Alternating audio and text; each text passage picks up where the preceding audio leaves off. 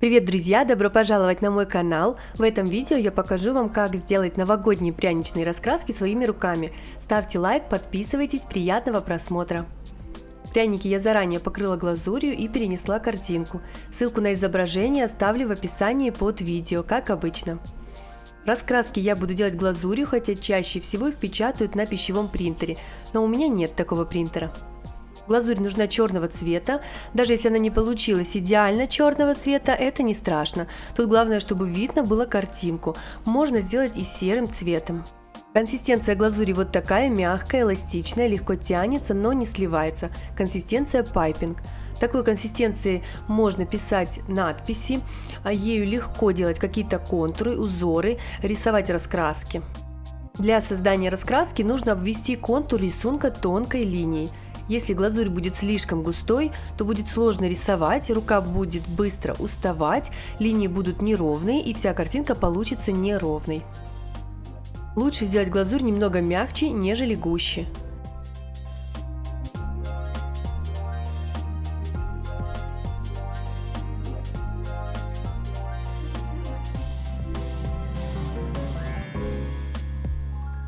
Такие места, как глаза, нос или другие мелкие детали, можно залить глазурью полностью.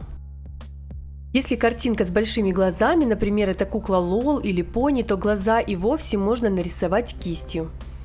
Если вы досмотрите видео до конца, в конце будет небольшое слайд-шоу с моими раскрасками, которые я делала на заказ. И там будут подобные раскраски с глазами.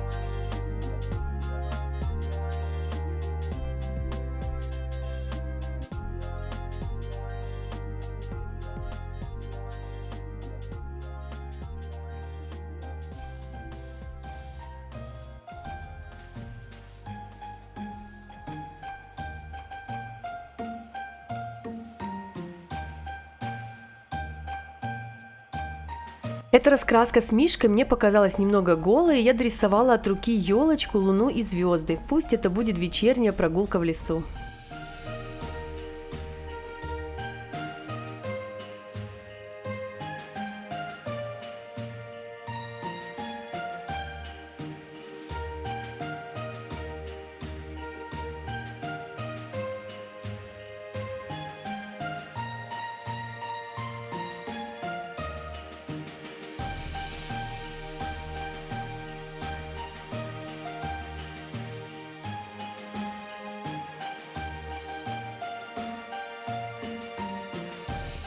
Далее по всему периметру пряника делаю фигурную рамку косичкой, белым айсингом густой консистенции, тоже пайпинг.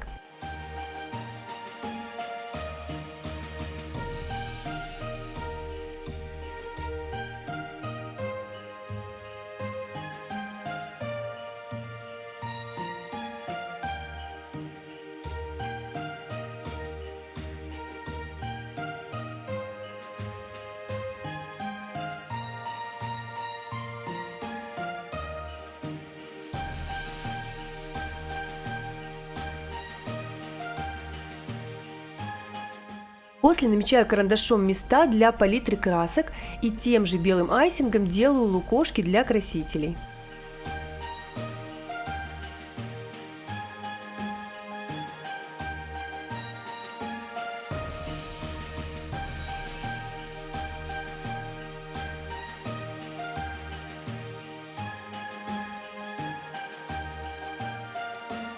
Если на прянике остались следы от карандаша, их убираю чистой влажной кистью и оставляю пряник сушиться.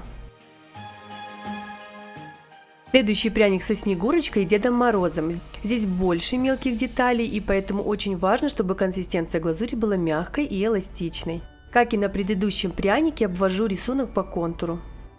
В основном я раскраски делала на таких прямоугольных пряниках, но можно делать и на круглых, или вырезать пряник по контуру картинки, впрочем, как вам больше нравится. На процесс рисования раскраски это никак не повлияет.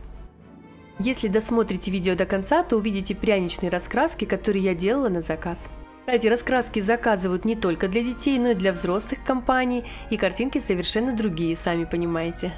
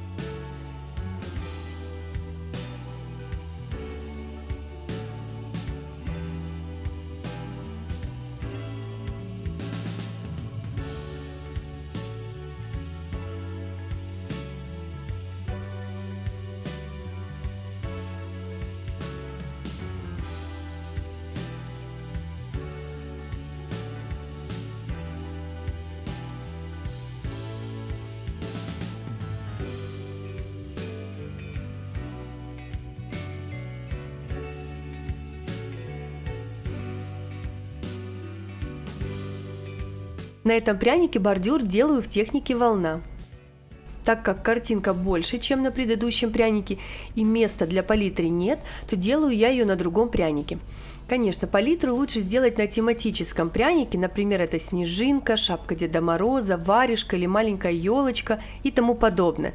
Но я случайно на подготовленном прянике нарисовала глазурью снежинку, пряник у меня был в виде снежинки, и заметила это уже совсем поздно. Другого свободного пряника, кроме этого, у меня не нашлось. А показать процесс вам нужно было, поэтому я делаю вот на таком овальном прянике.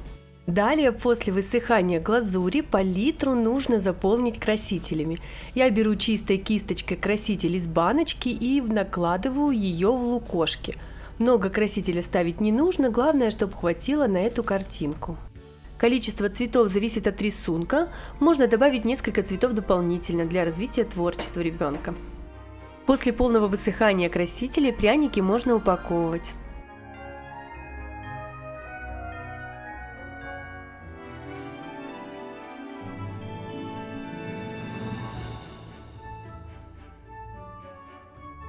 Вот такие раскраски у меня получились, ничего сложного нет в создании раскрасок, поэтому делайте, порадуйте своих детей и близких.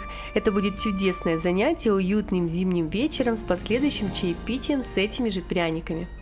Далее будет небольшое слайд-шоу с моими раскрасками на заказ, посмотрите, можете взять несколько идей на заметку, если вам что-то понравится. Благодарю за просмотр, надеюсь, видео вам понравилось и окажется полезным. Подписывайтесь на канал, впереди еще много интересного. Всего вам доброго!